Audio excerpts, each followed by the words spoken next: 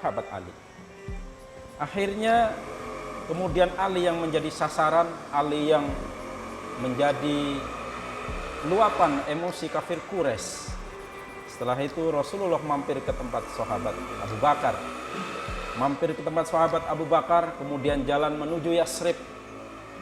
Sampai masuk ke dalam gua yang namanya Gua Sur, dikejar oleh Suraqah bin Naufal.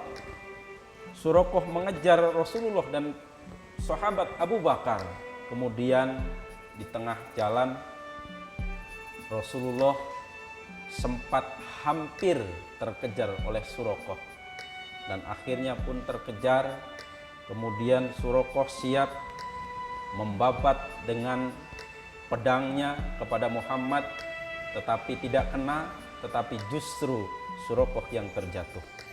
Di saat terjatuh, sahabat Abu Bakar As-Siddiq memberitahu kepada Rasul, "Ya Rasulullah, di belakang kita ada orang kafir yang mengejar kita, mau membabat leher Rasulullah, terjatuh.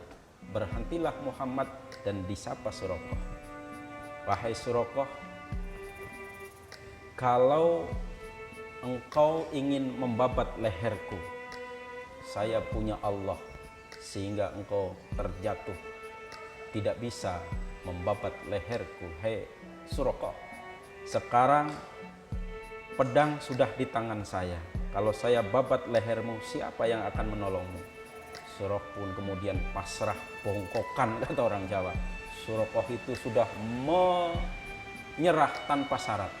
Yang akhirnya, "Kamu saya selamatkan, satu syaratnya, jangan sampai diberitahukan, jangan sampai diinformasikan kepada kafir Quraisy kalau kami sedang dalam perjalanan."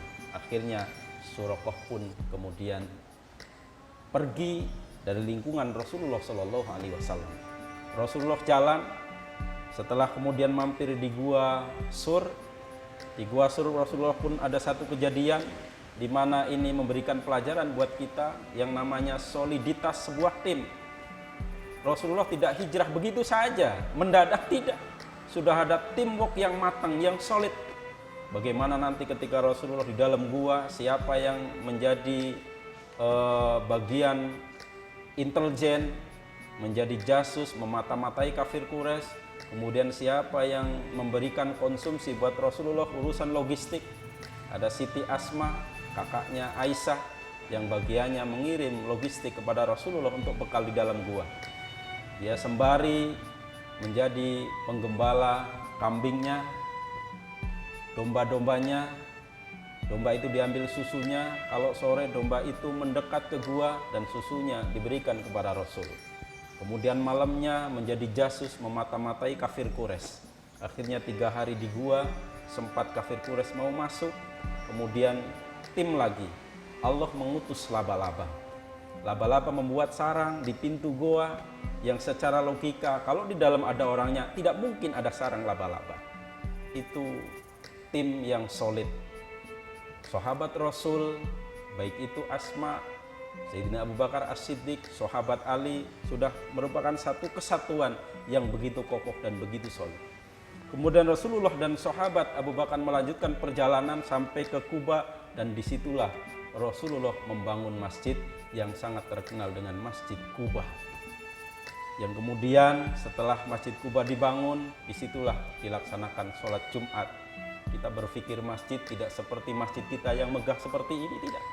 Hanya pelepah korma, dibikin benteng kanan kiri, kemudian pasir diratakan, pelepah korma di atasnya sebagai payung, sebagai tempat untuk di bawahnya bisa melaksanakan sholat Jumat. Selesai di situ kemudian sampai ke Yasrib, dan di Yasrib pun Rasulullah pertama yang dibangun adalah masjid, yaitu Masjid Nabawi.